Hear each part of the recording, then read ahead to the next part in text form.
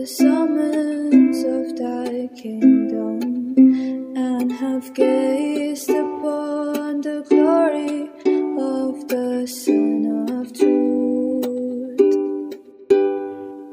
They have risen upward to the refreshing skies of love. They are enamoured of thy nature, and they worship thy beauty. Unto thee have they turned